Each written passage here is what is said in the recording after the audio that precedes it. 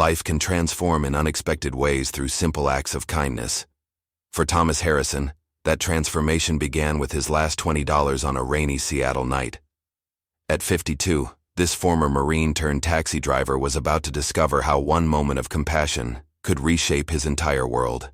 Before we jump back in, tell us where you're tuning in from, and if this story touches you, make sure you're subscribed, because tomorrow, I've saved something extra special for you.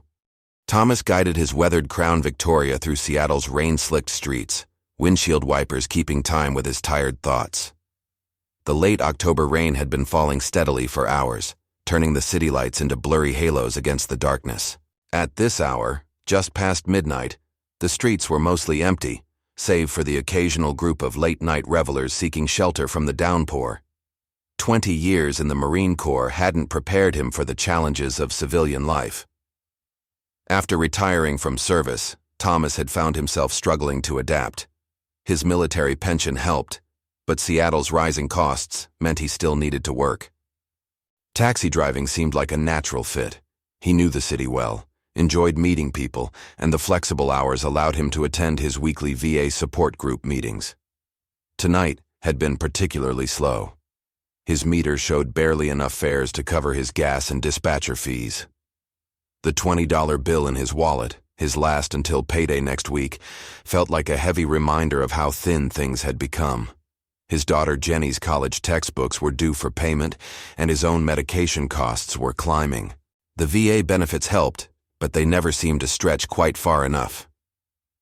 The dashboard clock read 12:47 a.m. as Thomas turned onto Pike Street. The rain had intensified, drumming against the roof of his taxi like distant artillery fire, a sound that still occasionally haunted his dreams. He was considering calling it a night when his headlights caught a sight that made him slow down. A young woman stood huddled beneath the inadequate shelter of a closed shop's awning.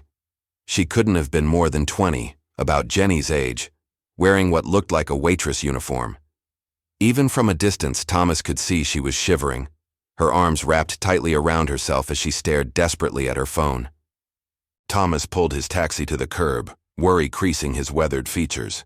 2 decades of military service had taught him to read situations quickly, and something about this scene felt wrong. The girl looked up as he lowered his passenger window, rain immediately speckling the interior. "Miss, are you all right?" Thomas called out, his voice carrying the gentle authority that years of service had ingrained in him. The young woman approached his taxi hesitantly, her mascara streaked by both rain and tears. I just got robbed," she managed, her voice trembling. "They took my bag with everything, my wallet, my tips from tonight." She held up her phone, its screen dark and lifeless. "Phone's dead, and I need to get home to Tacoma. My mom's sick, and I promised I'd bring money for her medicine." Thomas felt a familiar tightness in his chest. He knew Tacoma was a good 30 miles south, a fare of at least $60.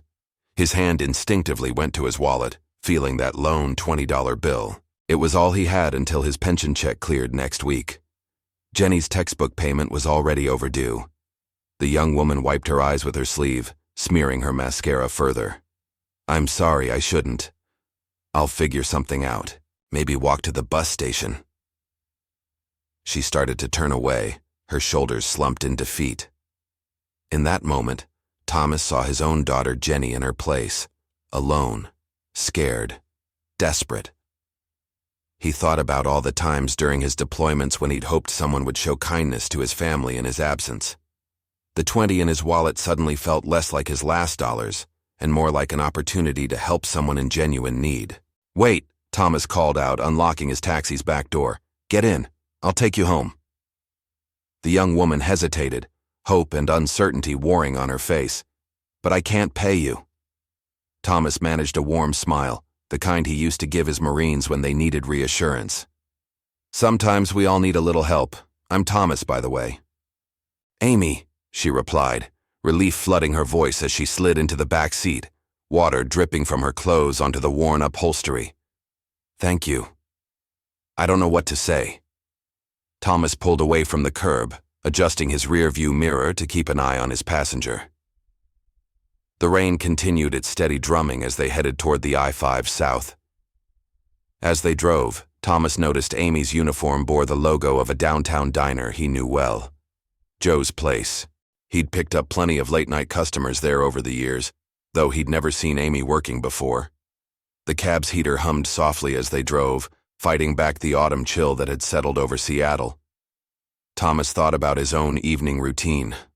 The simple dinner he'd heated up in his small apartment, the photo of Jenny he always looked at before starting his shift, the way he'd counted his money twice before deciding to work late tonight. His daughter's voice echoed in his mind from their phone call earlier. "Don't work too hard, Dad. You're not in the Marines anymore." If only she knew how hard it was to break old habits of pushing through, of putting others first. The streets grew emptier as they left downtown behind, raindrops catching the glow of streetlights like falling stars. In the back seat, Amy had stopped shivering, though Thomas could see her occasionally wiping her eyes in the rearview mirror. The dispatcher's radio crackled with occasional traffic, other drivers picking up late-night fares, earning their living in the rain-soaked city. Thomas reached over and turned it down, not wanting to disturb the quiet dignity of their journey. Neither of them knew it yet, but this midnight drive through the rain was about to set in motion a chain of events that would change both their lives forever. Sometimes the greatest turning points come disguised as simple choices, like giving up your last $20 on a rainy Seattle night. The interstate stretched before them like a black river, its surface shimmering with reflected headlights and rain. Thomas kept the taxi at a steady speed, mindful of the slick conditions. In the back seat, Amy had grown quiet, though he could see her occasionally fidgeting with her dead phone, as if willing it back to life. "How long have you been working at Joe's?" Thomas asked, hoping to ease the tension that had settled in the cab. The question seemed to pull Amy from her thoughts. "Almost 8 months now," she replied, her voice steadier than before. "I started right after Mom got diagnosed. The medical bills." She trailed off, then took a deep breath. "Tonight was supposed to be good. Friday tips are usually the best, and I made almost $300. I was so careful, kept it separate from the diner's money in my bag. But when I went to take out the trash after closing..." Her voice caught slightly. Thomas nodded, understanding all too well how quickly things could go wrong. "They waited by the dumpster?" he asked, his military instincts picking up the tactical details. "2 of them," Amy confirmed, wrapping her arms around herself again. "I didn't even see them until it was too late. They grabbed my bag and pushed me down. I tried to fight back, but..." She gestured to her scraped palms, visible in the passing lights of other cars. The former Marine's jaw tightened. During his service, he'd learned that sometimes the worst battles weren't fought on any battlefield, but in everyday moments like these. "Did you report it to the police?" "The diner manager called them," Amy said. "But without my phone, I couldn't get an Uber or call anyone. Mom's waiting for me. She needs her medication tonight. The pharmacy closes at 2, and if I don't make it..." She pressed her palms against her eyes, fighting back fresh tears. Thomas glanced at his dashboard clock. 1:17 a.m. The pharmacy would be closing in less than an hour. His hands gripped the steering wheel a little tighter as he pressed down on the accelerator, careful to maintain control on the wet road. The rain had begun to ease slightly as they passed through the southern suburbs of Seattle. Late-night diners and gas stations cast pools of fluorescent light across the wet pavement. Thomas thought about his own mother, how she'd struggled with bills after his father passed away. The military had taught him that you never leave anyone behind, but civilian life had shown him that sometimes people fall through the cracks anyway. "My daughter Jenny," Thomas found himself saying. "She works part-time at her college cafeteria, trying to help with her textbook costs." He paused, remembering their last video call. It's not easy, being young and carrying so much responsibility. Amy leaned forward slightly, her reflection appearing clearer in his rearview mirror. "How old is she?" 21, Thomas replied, a hint of pride warming his voice. "Studying nursing at UW.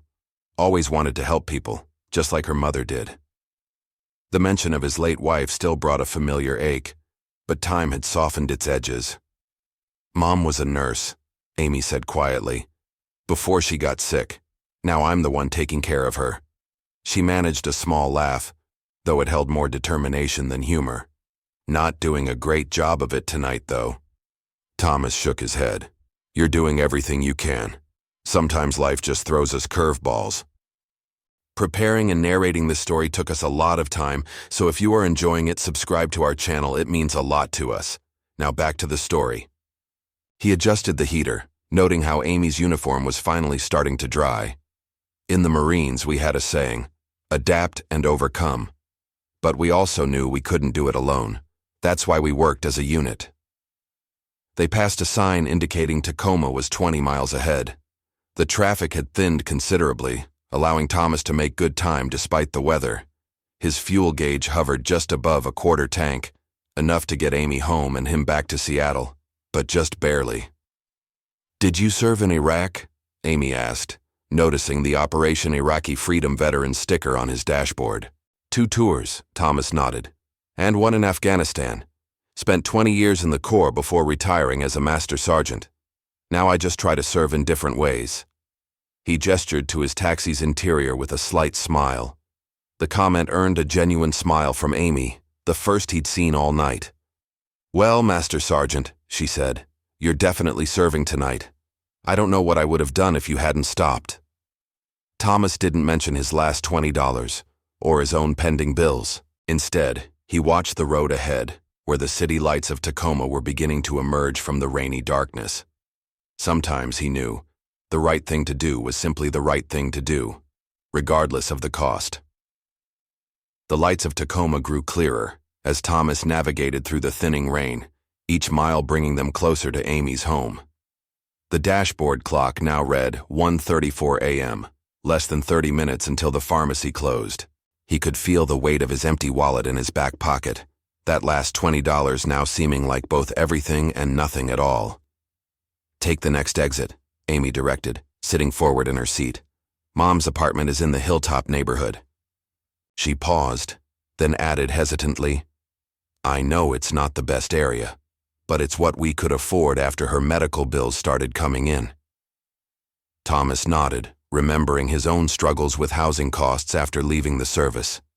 The VA benefits helped, but cities like Seattle and Tacoma had become increasingly expensive. He'd downsized 3 times in the past 5 years, each move taking him further from the life he'd hoped to build after retirement. The exit ramp curved beneath them as Thomas guided his taxi off the interstate. The streets here were narrower, lined with modest apartment buildings and small businesses with metal security gates drawn across their windows. A few people still wandered the sidewalks despite the late hour, collars turned up against the lingering drizzle. "When was your mom diagnosed?" Thomas asked, following Amy's directions through the quiet streets. The question had been on his mind since she'd mentioned it earlier. 11 months ago, Amy replied, her voice carrying the weight of time measured in hospital visits and medical bills. Stage 3 ovarian cancer. She was still working then, night shifts in the emergency room at St. Joseph's. One day she just collapsed during her shift. Amy's fingers twisted in her lap. The irony, right? A nurse becoming the patient in her own hospital. Thomas felt a familiar ache in his chest. He'd seen too many of his Marines face similar situations with family members, the helplessness of watching loved ones suffer, the struggle to maintain hope while drowning in bills. "My wife, Sarah," he found himself saying. "She fought breast cancer for 3 years before." He left the sentence unfinished, but Amy's quiet, "I'm sorry," showed she understood. "Turn left at the next light," she directed softly. "It's the tan building with the blue awning." As they approached, Thomas could see a single light burning in a second-floor window. "That's our apartment," Amy explained. "Mom always leaves the light on when I work late." The taxi's clock showed 1:43 a.m. as Thomas pulled up to the curb. The pharmacy would be closing in 17 minutes. Amy started to open her door, then hesitated. "I don't know how to thank you," she began. But Thomas shook his head. "No thanks needed," he said firmly, the Marine in him speaking. "But that pharmacy, where is it?" "Jackson's on Martin Luther King Way," Amy replied. "About 10 blocks from here. They're the only ones who stay open this late, but..." She glanced down at her empty hands, the reality of her stolen money clearly hitting her again. Thomas reached for his wallet, feeling the worn leather beneath his fingers. Jenny's textbook payment would have to wait another week. His daughter would understand. She'd inherited her mother's compassion after all. He pulled out the $20 bill, his last money, until his pension check cleared next week. "Take it," he said, turning in his seat to hand it to Amy. "It's not much, but maybe it'll help with the medication copay." Amy stared at the offered money, her eyes widening. "I can't," she protested. "You've already done so much, and that's your fare money." "A Marine never leaves anyone behind," Thomas said firmly. "That includes civilian allies." He managed a smile, trying to ease her obvious discomfort at taking his last dollars. "My pension check comes next week. I'll manage until then." Tears welled in Amy's eyes as she slowly reached for the money. "I'll pay you back," she promised. "I work every day at Joe's. Next time you're there." Thomas waved off her words. "Just take care of your mom. That's payment enough." He glanced at the clock again. 1:47 a.m. "You should hurry. Pharmacy closes soon." Amy clutched the $20 bill like a lifeline. "Thank you," she whispered, her voice thick with emotion. "I mean it. Thank you." She quickly wrote something on a napkin from her uniform pocket. "This is my work schedule at Joe's. Please, at least let me buy you coffee sometime." Thomas took the napkin, tucking it into his shirt pocket more to ease her mind than any expectation of repayment. As Amy hurried toward her apartment building, presumably to check on her mother before heading to the pharmacy, Thomas watched her go, remembering countless moments from his military service when small acts of kindness had meant the difference between hope and despair. He waited until she'd safely entered the building before pulling away from the curb, his fuel gauge now hovering dangerously close to empty. The drive back to Seattle would be long, but he'd faced worse challenges. Besides, something about this night felt different, as if that $20 bill might somehow be worth more than its face value. The drive back to Seattle felt longer than usual, each mile stretching before Thomas as his taxi's fuel gauge dipped lower and lower. The rain had finally stopped, leaving behind a glossy sheen on the empty interstate that reflected the glow of his headlights. His thoughts kept returning to Amy and her mother, hoping they'd made it to the pharmacy in time. His phone buzzed, a text from Jenny. "Dad, you still working? Don't forget to rest sometimes." The message brought a tired smile to his face. She worried about him too much, just like her mother used to.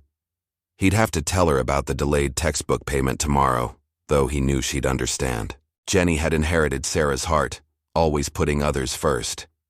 The taxi's radio crackled with dispatcher calls, but Thomas kept it low. His shift had technically ended hours ago, and his fuel situation meant he couldn't take any more fares anyway. The digital clock on his dashboard showed 2:37 a.m. as he finally crossed the Seattle city limits, the familiar skyline rising before him like a constellation of man-made stars. His apartment building looked especially worn in the pre-dawn hours, its faded brick facade and flickering entrance light a reminder of how far he'd come from the neat military housing he'd once called home. The parking lot was nearly empty as he pulled in, his taxi's engine coughing slightly as he turned it off. Tomorrow's problem, he thought wearily. Inside his small one-bedroom apartment, Thomas moved through his usual post-shift routine. His uniform from 20 years of military service had ingrained habits that civilian life couldn't break. He hung his taxi driver's ID badge next to his Marine Corps photo, the contrast between the two images striking. In one, a younger Thomas stood proud in his dress blues, medals gleaming. In the other, a tired-looking man in a navy polo shirt managed a professional smile. The napkin with Amy's work schedule fell from his shirt pocket as he changed. Thomas picked it up, studying her hurried handwriting. She worked the dinner shift 6 days a week at Joe's place, the kind of grueling schedule he recognized from his own struggle to make ends meet. Below her schedule she'd written, "Thank you again," with a small heart drawn next to it. Unable to sleep despite his exhaustion, Thomas settled into his worn armchair, the one piece of furniture he'd kept from his married life. The night's events played through his mind as he sipped water from his Marine Corps mug. That $20 had been meant for his own needs, But seeing Amy's desperation had awakened something in him, a reminder of why he'd joined the Marines in the first place, to help others, to make a difference. His phone buzzed again, this time with an email from his bank. The automatic payment for Jenny's textbooks had been rejected due to insufficient funds. He'd have to call them in the morning, explain the situation. His daughter was working so hard to become a nurse, following in her mother's footsteps. The thought of holding her back, even temporarily, weighed heavily on him. The small table beside his chair held a collection of framed photos. Jenny's high school graduation, his last day in the Marines, a faded picture of Sarah in her nurse's uniform. His wife had always said that kindness had a way of coming back to you, though Thomas had never done kind things expecting returns. 20 years of military service had taught him that you help others because it's right, not because it's rewarding. Dawn was beginning to lighten the sky outside his window when Thomas finally headed to bed. His alarm would ring in just a few hours. Saturday shifts usually started early. He'd need to figure out how to get gas money for his taxi, maybe ask his supervisor for a small advance. The thought of explaining his empty tank made him uncomfortable, but he'd faced worse challenges. As he lay in bed, Thomas remembered something his old commanding officer used to say: "The hardest choices often lead to the most important moments." At the time, he'd thought it was about battlefield decisions, but now he wondered if it applied to smaller battles too, like choosing to help a stranger on a rainy night, even when it meant giving away your last dollars. The napkin with Amy's schedule sat on his nightstand, a reminder that sometimes the right choice and the hard choice were the same thing. His mother had taught him that lesson long ago, and the Marines had reinforced it. Character isn't built in moments of convenience, but in moments of choice. Thomas closed his eyes, the weight of the long night settling over him. His last thought before drifting off was of Amy rushing to the pharmacy, clutching that $20 bill like hope itself. He hoped it had been enough, hoped her mother had gotten her medication, hoped that somewhere in Tacoma, two people were sleeping a little easier because of a choice made in the rain. Sleep came fitfully that night, his dreams mixing memories of Marine Corps missions with images of Amy and her mother. He dreamed of his own daughter Jenny working late shifts to pay for her education, of Sarah in her nurse's uniform telling him everything would work out, of countless faces he'd driven in his taxi over the years, all struggling, all trying their best to make it through one more day. The sound of early morning traffic filtered through his thin apartment walls, a reminder that Seattle never truly slept. Even in his dreams, Thomas remained aware of his responsibilities. The taxi that needed fuel, the bills that needed paying, the long day of driving that awaited him. Yet somehow, despite the uncertainty of his situation, he felt at peace with his decision. He didn't know it yet, but while he slept, events were already in motion that would turn this small act of kindness into something far bigger than he could imagine. Sometimes the greatest changes begin in the quietest moments, in choices made when no one is watching, in simple acts of humanity that ripple outward in ways we can never predict. Thomas woke to his alarm at 8 a.m., his body protesting the mere 4 hours of sleep. Sunlight filtered through his blinds, the rare Seattle morning without rain, feeling like small mercy. His morning routine remained unchanged despite his exhaustion, brewing coffee in his Marine Corps mug, checking his phone messages, and mentally preparing for another long day behind the wheel. A new email from Jenny waited in his inbox. "Dad, the university bookstore called about the payment. Don't worry about it. I picked up an extra cafeteria shift this weekend. Love you." Thomas felt a familiar mix of pride and guilt. His daughter worked so hard, just like her mother had, never complaining about the weight on her young shoulders. His supervisor, Mike, answered on the second ring when Thomas called about his empty tank situation. "Thomas, you're one of my most reliable drivers. Never asked for an advance before." There was a pause on the line. "Tell you what, come by the office before your shift. We'll figure something out." The taxi company's office occupied a small converted house in the industrial district, its peeling paint and crooked company sign a testament to better days. Inside, the dispatch room buzzed with the usual morning activity: drivers checking in, phones ringing, coffee brewing in the ancient percolator that had probably been there since before Thomas started driving. Mike's office was barely larger than a closet, cramped with filing cabinets and faded photos of taxis from the company's early days. The supervisor, a heavy-set man in his 60s, who'd been driving taxis longer than Thomas had been a Marine, looked up from his computer as Thomas entered. "Sit down, Thomas," Mike gestured to the worn chair across from his desk. "Been meaning to talk to you anyway." He shuffled some papers, then leaned back in his creaking chair. "Got an interesting call this morning. Real interesting." Thomas felt a flutter of concern. In his experience, interesting rarely meant good news. "About my fuel situation." Mike waved his hand dismissively. "We'll get to that. This call came from Gregory Chen. Name mean anything to you?" Thomas shook his head, trying to recall if he'd driven anyone by that name recently. "No reason it should," Mike continued. "He's the CEO of Pacific Northwest Medical Group, owns half the private medical facilities in Washington state." He fixed Thomas with a curious look. Apparently, his daughter had quite a story to tell him about a taxi ride last night. The realization hit Thomas like a physical force. "Amy," he said quietly. "Amy Chen?" Mike nodded, a small smile playing at the corners of his mouth. "Seems you gave her your last $20 to help get her mother's medication. Didn't even take a fare for driving her to Tacoma." He pulled out a notepad. "Mr. Chen was very specific about identifying you. Former Marine, drives a Crown Vic, has a daughter studying nursing." Thomas shifted uncomfortably in his chair. He hadn't helped Amy for recognition or reward. "I just did what anyone would do," he started, but Mike cut him off with a laugh. "Anyone? Thomas, I've been in this business 30 years. Most drivers wouldn't have stopped at all at that hour, let alone given away their last dollars." He leaned forward, his expression serious. "Mr. Chen wants to meet you. Today." The morning sun through Mike's window suddenly felt too warm. "Meet me? I don't understand." "Neither do I, exactly," Mike admitted. "But when a man like Gregory Chen calls personally at 7 a.m. and says he wants to meet one of my drivers, I listen." He handed Thomas a business card with an address written on the back. "His office, 11 a.m. Don't worry about your shift. I'm covering it." Thomas stared at the card, its embossed lettering catching the light. Pacific Northwest Medical Group's offices occupied the top floors of one of Seattle's sleekest downtown buildings, a world away from his taxi's worn seats and check engine lights.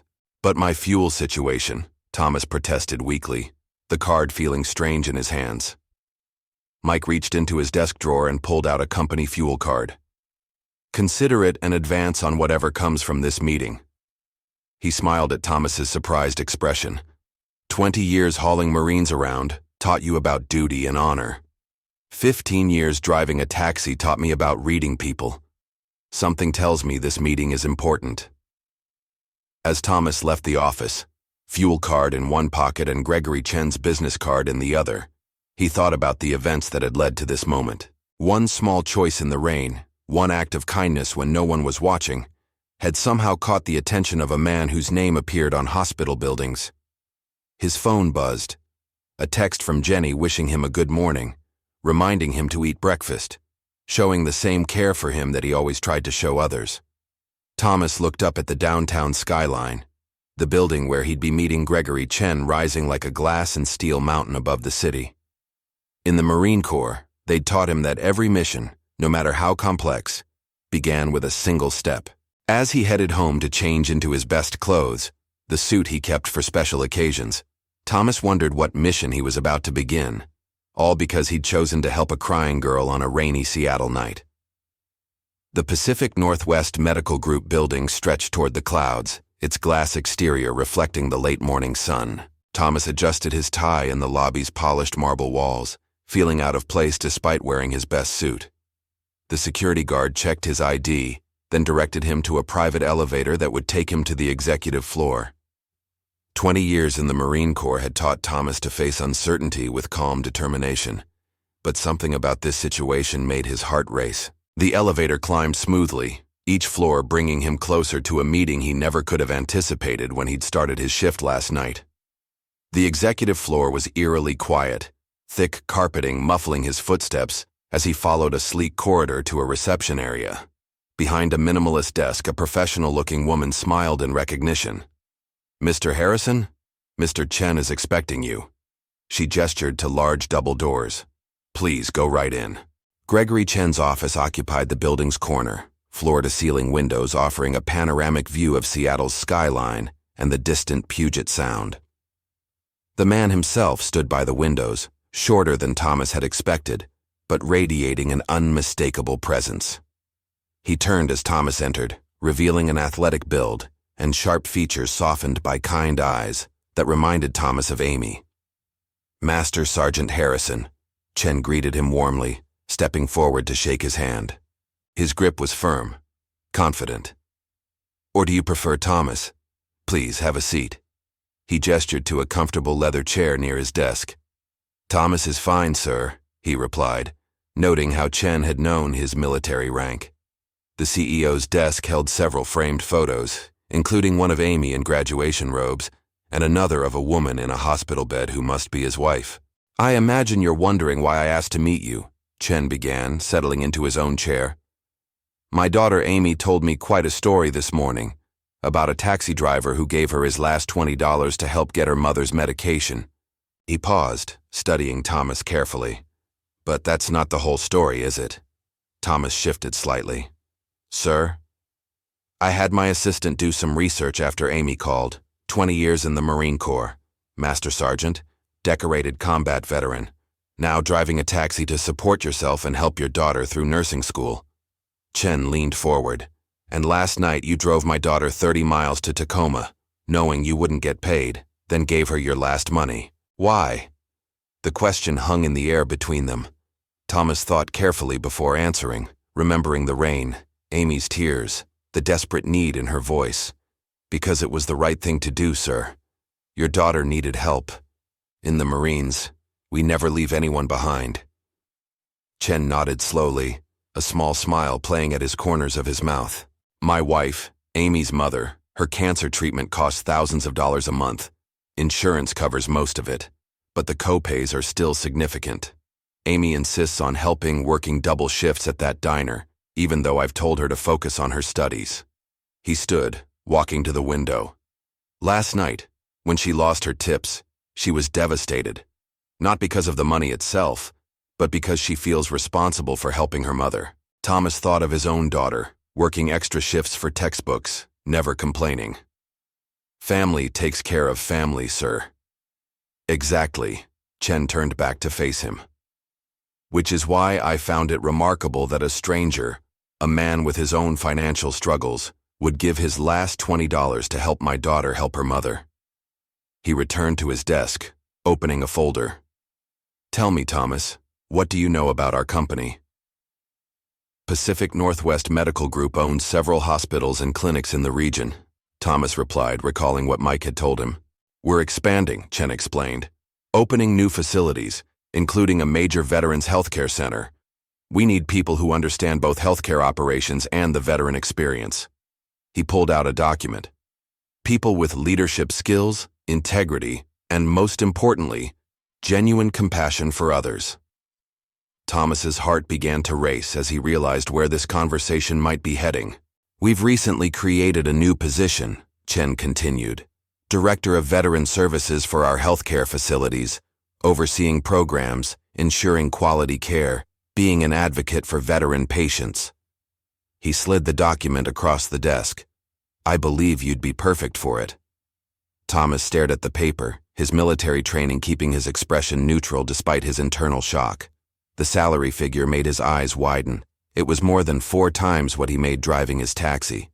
Sir, I'm honored, but... Thomas began, but Chen held up his hand. Before you answer, know this isn't charity or random luck. Last night, without knowing who my daughter was, you showed exactly the qualities we look for in our leadership team: compassion, integrity, sacrifice for others. He gestured to the document. Plus, the position comes with full medical benefits that would cover your daughter's education expenses. Through the office windows, Thomas could see his reflection overlaid against the Seattle skyline, the same city he'd driven through countless nights, picking up strangers, hearing their stories, trying to make a difference in small ways. Now, because of one such small act, a door had opened to something much bigger. Thomas sat in his parked taxi outside the Pacific Northwest Medical Group building, still wearing his suit, trying to process everything that had just happened. The job offer document lay on the passenger seat beside him, its pages containing details that could completely transform his life. His phone buzzed. Another text from Jenny, asking how his mysterious meeting had gone. "Can't explain over text," he wrote back. "Free for lunch?" Her response came quickly. She had a break between classes at noon. Thomas started his taxi, pointing it toward the university district. Some news needed to be delivered in person. The campus coffee shop where Jenny worked part-time was busy with the lunch rush when Thomas arrived. His daughter spotted him immediately, her eyes widening at the sight of him in a suit. She quickly finished serving a customer and signaled that she'd take her break. "Dad?" Jenny hurried over, her work apron still on. "What's going on? Why are you dressed up?" Her expression shifted to concern. "Is everything okay?" Thomas led her to a quiet table in the corner, the job offer folder tucked under his arm. "Remember that fare I had last night? The young woman trying to get medication for her sick mother?" Jenny nodded. She'd been the first person he'd texted about giving away his last $20, proud of her father, despite her worry about his own finances. "Well," Thomas continued, "turns out her father is Gregory Chen, the CEO of Pacific Northwest Medical Group." He watched his daughter's eyes widen as he explained the morning's events, the unexpected call, the meeting in the towering office, the job offer that seemed almost too good to be true. "Dad, that's..." Jenny's voice caught as she looked at the salary figure. "This is amazing.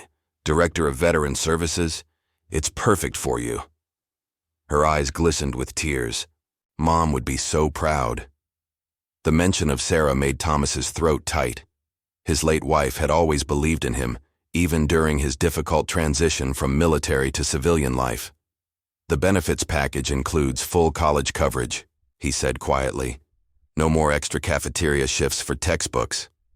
Jenny reached across the table to squeeze his hand. "I never minded the extra work, Dad. We're a team, remember? Just like you and Mom always taught me." She studied his face carefully. "But you seem worried. Why?" Thomas sighed, putting into words the thoughts that had been churning since leaving Chen's office. "It's a big responsibility, Jenny. Overseeing veteran healthcare services, being an advocate for them. What if I'm not qualified enough? I've been driving a taxi for 5 years. And before that, you led Marines for 20 years, Jenny countered firmly. "You know what veterans need because you are one. Plus," she smiled, "you've spent 5 years listening to people's stories, helping them, being there for strangers in need. Isn't that exactly what this job is about?" His daughter's words hit home. The taxi had taught him about people in ways the Marines never had, about civilian struggles, about quiet battles fought every day, about the importance of small kindnesses. Maybe that experience was just as valuable as any corporate background. "Mr. Chen said something similar," Thomas admitted. "He said last night showed exactly the qualities they're looking for: compassion, integrity, putting others first." "He's right," Jenny said firmly. "Dad, you've spent your whole life serving others, in the Marines, in your taxi, as a father." She gestured around the coffee shop. "You taught me that helping others isn't just about grand gestures. It's about being there in the small moments, like giving your last $20 to someone in need." A customer walked past their table, and Jenny automatically straightened her apron. "My break's almost over, but Dad?" She fixed him with the same determined look Sarah used to give him. "Remember what Mom always said about doors opening when you do the right thing? This isn't luck or charity. You earned this through every kind action, every person you've helped, every sacrifice you've made." Thomas looked at his daughter, seeing both Sarah's strength and his own dedication reflected in her face. The job offer represented more than just financial security. It was a chance to make a real difference in veterans' lives, to help people on a larger scale, while still maintaining the personal connection that had made his taxi driving meaningful. "I should call Mr. Chen," he said finally, feeling a weight lift from his shoulders. "The position starts in 2 weeks." Jenny's face lit up. "Does this mean—" Thomas nodded, a smile spreading across his face. Your mother always said everything happens for a reason. Maybe this is why I became a taxi driver after the Marines, to learn what people really need, to understand how to help them beyond just following protocols and procedures. As Jenny hugged him tightly before returning to work, Thomas thought about the chain of events that had led to this moment. One rainy night, one crying girl, one $20 bill. Small choices that had opened up possibilities he never could have imagined. Sometimes the biggest changes in life came not from careful planning, but from simple acts of kindness when no one was watching. The next 2 weeks passed in a whirlwind of activity. Thomas called Gregory Chen that same afternoon to accept the position, and things moved quickly after that. HR paperwork, background checks, and orientation schedules filled his inbox. The transition felt surreal. One day he was driving his taxi through Seattle's rain-slicked streets. The next, he was being measured for corporate ID badges and business cards that read, Director of Veteran Services. Mike took the news of his departure with a mixture of pride and sadness. Knew you were too good for taxi driving, he said gruffly during Thomas's last shift meeting. But damn if we won't miss you around here. The other drivers, many of whom Thomas had mentored over the years, organized a small farewell gathering in the break room. They'd even collected money to buy him a new briefcase, sleek leather to replace his worn military surplus bag. For all those important papers you'll be carrying now, Carlos, one of the younger drivers, said with a grin. Remember us little people when you're up in that glass tower, eh? Thomas felt a lump in his throat as he accepted their gift. I'll never forget where I came from, he promised, or who helped me along the way. He meant it. These men and women had become like a second unit to him after the Marines, sharing late-night coffee breaks and watching each other's backs during difficult shifts. The most surprising farewell came from his regular customers. Word had spread about his new position, and many made special requests for one last ride. Mrs. Henderson, the elderly widow he'd driven to church every Sunday, insisted on baking him a cake. Mr. Patterson, the businessman he'd regularly taken to the airport, pressed a gift card into his hand for some proper office clothes. But it was his last fare that touched him most deeply. He'd decided to work one final night shift, a kind of personal farewell to the streets he'd come to know so well. Around midnight, a familiar address came through on his dispatch, Joe's place. Amy was waiting outside the diner, her server's apron still on. She'd called specifically for him, wanting to be his last official passenger. As she slid into the back seat, Thomas noticed she looked different, more relaxed, smiling. Dad told me you accepted the position, she said warmly. I knew you would. It's perfect for you. She leaned forward, resting her arms on the front seat. Mom's doing better, by the way. The new treatment protocol your healthcare group suggested is really helping. Thomas glanced at her in the rearview mirror. I'm glad to hear that. How are you doing? Better too, Amy admitted. Dad insisted I cut back my hours here, focus more on my business classes, but I wanted to be here tonight. She gestured to a paper bag beside her. The whole staff pitched in to get you something. At a red light, Thomas opened the bag to find a framed photo of Joe's place at night, its neon sign glowing in the rain. Underneath was inscribed, To the kindest taxi driver in Seattle, thank you for reminding us that small acts of kindness can change lives. The frame is made from reclaimed wood, Amy explained, like how something old can become something new and beautiful. She smiled. Kind of like a taxi driver becoming a healthcare executive. Thomas carefully set the frame aside, touched by the thoughtfulness. I'm not sure about the executive part, he said modestly. I just want to help veterans get the care they deserve. That's exactly why you'll be great at it, Amy insisted. You see people, not positions. That night you helped me, you didn't see a CEO's daughter or a business opportunity. You just saw someone who needed help. The street seemed different tonight, Thomas thought as they drove. The same buildings and corners he'd passed thousands of times now held memories of late-night conversations, of shared stories, of small moments that had added up to something bigger than himself. Where to? He asked, realizing he hadn't checked her destination. Just drive for a while, Amy suggested. Tell me about your plans for the veteran programs. Dad mentioned something about peer support initiatives. As they cruised through the quiet city, Thomas shared his ideas about creating a network of veteran volunteers to help others navigate the healthcare system, about ensuring mental health services were readily accessible, about making every veteran feel heard and valued.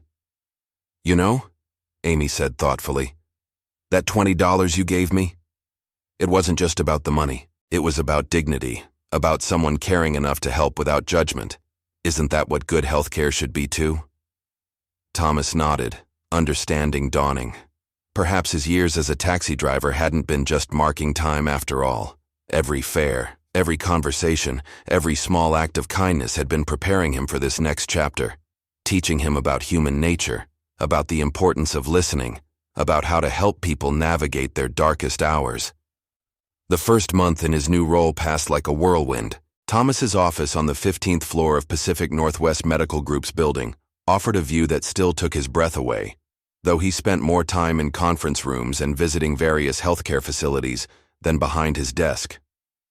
Every morning, as he adjusted his tie and corporate ID badge, he thought about how much life could change because of one rainy night and $20. Gregory Chen had been true to his word about the position's importance. Thomas found himself deeply involved in reshaping the company's approach to veteran healthcare. His first major initiative, a peer support program pairing veteran volunteers with patients navigating the healthcare system, had received immediate approval from the board of directors. You understand what they need because you've lived it, Chen had said during their weekly meeting, both as a veteran and as someone who struggled with the system. That perspective is invaluable. He'd then authorized additional funding for Thomas to expand the program across all their facilities. The transition from taxi driver to healthcare executive hadn't been without its challenges. Thomas spent hours studying healthcare regulations, insurance policies, and corporate protocols.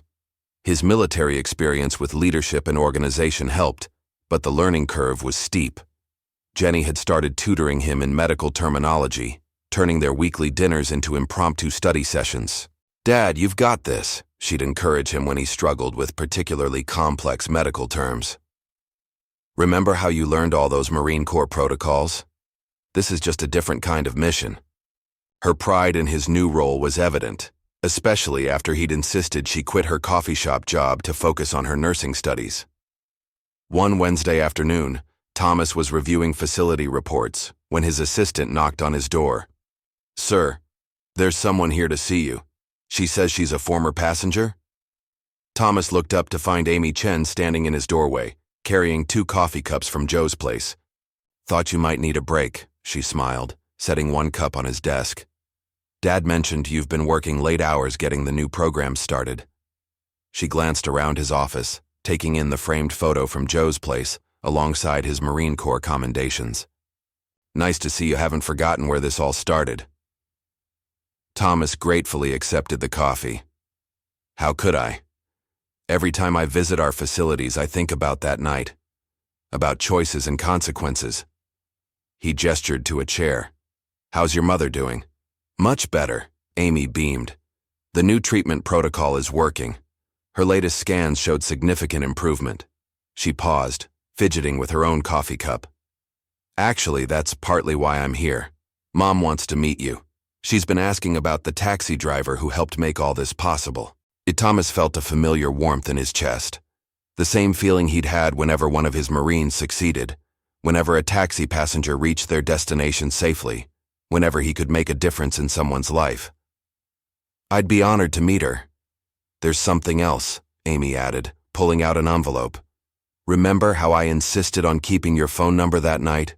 Well, some of your former passengers from Joe's place heard about your veteran healthcare initiative. They want to volunteer. She handed him the envelope. These are their contact details. Turns out quite a few of them are veterans themselves, or have family members who served. Thomas opened the envelope, recognizing names of regular customers he'd driven over the years, people he'd shared conversations with during late-night rides, heard their stories, listened to their struggles.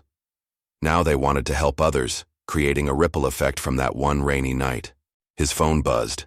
A text from Jenny reminding him about their dinner plans. She'd just aced another nursing exam and wanted to celebrate. Thomas smiled, remembering how different things had been just a month ago, when they'd worried about textbook payments and extra shifts. "You know," he said to Amy, "your father offered me this position because of one act of kindness, but really, it was about all the small moments that led to that choice." He gestured to the city visible through his window. "Every fare, every conversation in my taxi, every person who shared their story, they all taught me something about what people need when they're vulnerable." Amy nodded, understanding. "That's why Dad chose you. Not just because you helped me, but because you understand that healthcare isn't just about procedures and policies. It's about people." She stood to leave, then paused. "Oh, and Dad mentioned the board approved your proposal for the overnight transportation program for veterans' families." Thomas smiled. Some ideas came from unexpected places, like understanding how difficult it was for families to visit loved ones in hospitals without reliable transportation. His years of late-night taxi drives had taught him that healing often required more than just medical care. 6 months into his new role, Thomas stood at the podium in Pacific Northwest Medical Group's main conference center, addressing a room full of healthcare professionals and veteran volunteers.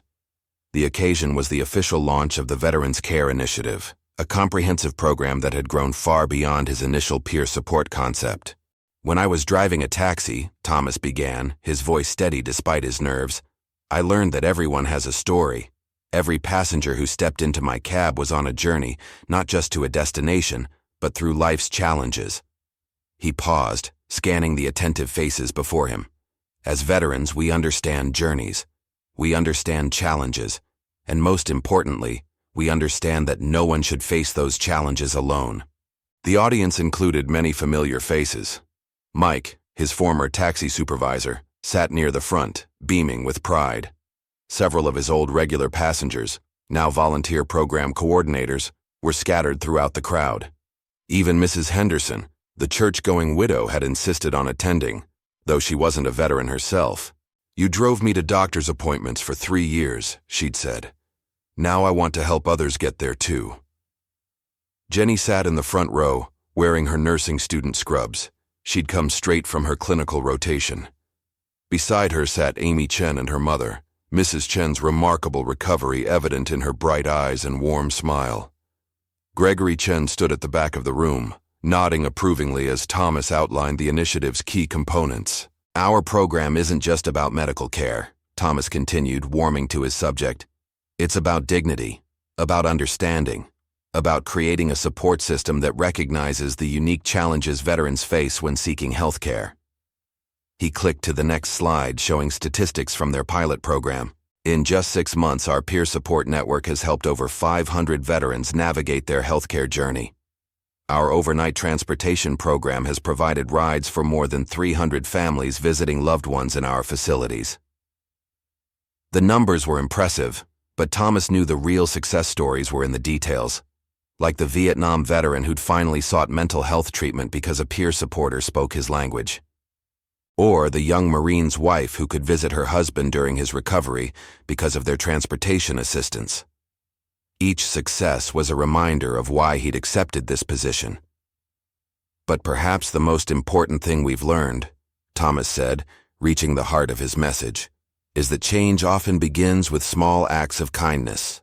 He glanced at Amy, who smiled encouragingly. "Sometimes it's as simple as stopping to help someone on a rainy night. Sometimes it's giving your last $20 to a stranger in need. These moments might seem small, but they create ripples that touch countless lives." After the presentation, during the reception, Thomas found himself surrounded by well-wishers and volunteers, eager to share their own stories. Carlos, his former fellow taxi driver, had signed up to coordinate the transportation program. "You showed us how to turn driving into something more," he said, clapping Thomas on the shoulder. Jenny appeared at his side, her eyes shining with pride. "Mom would have loved this," she whispered, squeezing his hand. "Everything you've built here, it's exactly what she believed in. Healthcare with heart." Gregory Chen approached them, accompanied by his wife and Amy. "Thomas, the board is thoroughly impressed," he said warmly. "They've approved funding to expand the program to all our facilities in Washington State. We'd like you to oversee the expansion." Mrs. Chen, whose battle with cancer had inadvertently set this all in motion, reached out to grasp Thomas's hand. When Amy told me about that night, about the taxi driver who helped her get my medicine, I never imagined it would lead to all this. You've created something beautiful from that moment of kindness. Thomas felt overwhelmed by their praise, but in the best possible way. Looking around the room, he saw his two worlds merging. His past life as a taxi driver and his present role as a healthcare executive. The veterans who would benefit from these programs might never know the full story of how it all began, but they would feel its impact in countless ways.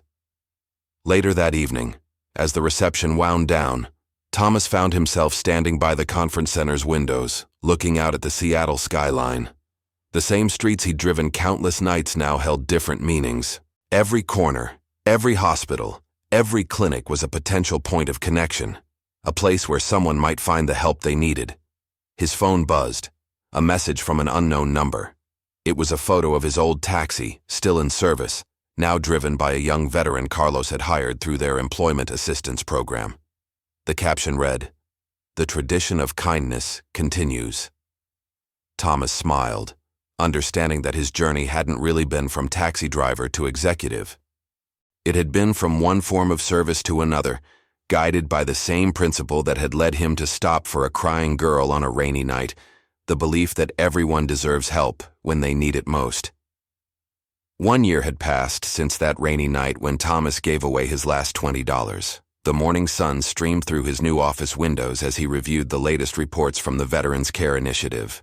The program had expanded beyond anything he could have imagined, now serving thousands of veterans across Washington state. Today was special. Jenny's nursing school graduation ceremony was in the afternoon. Thomas adjusted his tie, smiling at how different his mornings were now. Instead of checking his taxi's oil levels and fuel gauge, he was reviewing healthcare policies and program metrics. His desk held framed photos that told the story of his journey, his Marine Corps service, his taxi driving days, and now his daughter in her nursing scrubs. A knock at his door interrupted his thoughts. Gregory Chen entered, followed by Amy and a man Thomas didn't recognize. "Thomas," Chen smiled, "I'd like you to meet someone. This is James Martinez, Director of Veterans Affairs for the Western United States." Thomas stood to shake the man's hand, noting his military bearing. "Mr. Martinez, it's an honor." "The honor is mine," Martinez replied. "Your Veterans Care Initiative has caught national attention. We're interested in implementing similar programs across VA facilities nationwide." He pulled out a report. "Your results are impressive. Reduced wait times, improved patient satisfaction, better health outcomes. But what really struck me was the human element you've built into everything." Thomas thought about all the lessons that had led to this moment. 20 years of military service teaching him about duty and honor, 5 years of taxi driving showing him the importance of human connection, and this past year proving how those experiences could transform healthcare. "We'd like you to consult with VA facilities across the country," Martinez continued. "Help them implement your peer support and transportation programs. Your model of combining professional healthcare with human compassion is exactly what we need." The opportunity was unexpected but felt right. Thomas glanced at the taxi company's group photo on his wall, remembering Mike's words about reading people and understanding their needs. "I'd be honored to help," he replied, "but I'd need to ensure our local programs remain strong." "Already thought of that," Chen interjected. "Remember Carlos, your former taxi colleague? He's been doing an outstanding job with the transportation program. We're thinking of promoting him to Regional Transportation Director." Amy, who had been quietly observing, spoke up. "Dad, tell him the other news." Chen smiled broadly. "The board has approved funding for a new veteran-focused medical center. We want to name it after you, Thomas, the Harrison Veterans Care Center. Your story of giving that $20, of choosing kindness when you had every reason not to, has become a symbol of everything we want our healthcare system to represent." Thomas felt overwhelmed. A year ago, he'd been counting quarters for gas money. Now they wanted to name a medical center after him. "Sir, I appreciate the honor, but this was never about me. It's about all the people who help others every day without recognition. Exactly, Martinez nodded approvingly. That's precisely why your story resonates. It reminds people that great changes often start with small acts of kindness. Speaking of which, he reached into his briefcase and pulled out an old, worn $20 bill. Amy told me this story, and I've been carrying this as a reminder. Would you do the honors? Thomas took the bill, understanding immediately. Together with Chen and Martinez, he had been working on establishing an emergency assistance fund for veterans' families needing help with transportation or medication costs. The $20 bill would be framed and displayed in the new medical center's lobby, a symbol of how small acts of kindness could grow into something greater. Jenny's graduating today, isn't she? Amy asked, changing the subject. She'd become close to Thomas's daughter over the past year, their shared experience with ill parents creating a strong bond. Mom's coming too. She wouldn't miss it. She says Jenny reminds her of herself when she was a young nurse. Mrs. Chen's recovery had been remarkable, thanks in part to new treatments developed by Pacific Northwest Medical Group. She now volunteered regularly with their patient support programs, using her experience to help others facing similar challenges. A lot can change in a year, Thomas mused, looking out at the Seattle skyline. The same streets he'd once driven now held different meanings. Each hospital represented lives touched, each clinic a point of connection, each intersection a potential moment of transformation. His phone buzzed with a text from Jenny. Dad, don't forget Mom's flowers for the ceremony. Each year since Sarah's passing, Thomas had placed flowers on her grave before important family events. Today, he would tell her about their daughter following in her footsteps, about how life had led them down unexpected paths that somehow felt exactly right. Martinez cleared his throat. One last thing, Thomas. The President's Council on Veterans Affairs is meeting next month. They'd like you to speak about your program, share your story, help us understand how to make healthcare more human. Thomas felt the weight of the opportunity. His mind went back to all those nights in his taxi, listening to people's stories, learning about their struggles and hopes. He thought about his Marines, about the importance of leading by example, about how every small action could impact countless lives. Your story, Martinez continued, reminds us that behind every policy, every procedure, every program, there are real people with real needs, real. Sometimes all it takes is one person willing to help, one moment of choosing kindness over convenience. Chen nodded in agreement. That's what healthcare should be about, not just treating symptoms, but seeing the whole person, understanding their journey. He gestured to the city beyond the windows. Out there, right now, someone else might be making a choice like you did that night. Our job is to create systems that support and amplify those moments of human connection. Thomas looked at the $20 bill in his hand, then at the people in his office, each representing a different part of his journey from taxi driver to healthcare leader. Sometimes the best navigation didn't come from knowing the destination, but from following your heart's compass one turn at a time. 1 year had passed since that rainy night when Thomas gave away his last $20. The morning sun streamed through his new office windows as he reviewed the latest reports from the Veterans Care Initiative. The program had expanded beyond anything he could have imagined, now serving thousands of veterans across Washington state. Today was special. Jenny's nursing school graduation ceremony was in the afternoon. Thomas adjusted his tie, smiling at how different his mornings were now. Instead of checking his taxi's oil levels and fuel gauge, he was reviewing healthcare policies and program metrics. His desk held framed photos that told the story of his journey, his Marine Corps service, his taxi driving days, and now his daughter in her nursing scrubs. A knock at his door interrupted his thoughts. Gregory Chen entered, followed by Amy, and a man Thomas didn't recognize. Thomas, Chen smiled. I'd like you to meet someone. This is James Martinez, Director of Veterans Affairs for the Western United States. Thomas stood to shake the man's hand, noting his military bearing. Mr. Martinez, it's an honor. The honor is mine, Martinez replied. Your Veterans Care Initiative has caught national attention. We're interested in implementing similar programs across VA facilities nationwide. He pulled out a report. Your results are impressive. Reduced wait times, improved patient satisfaction, better health outcomes.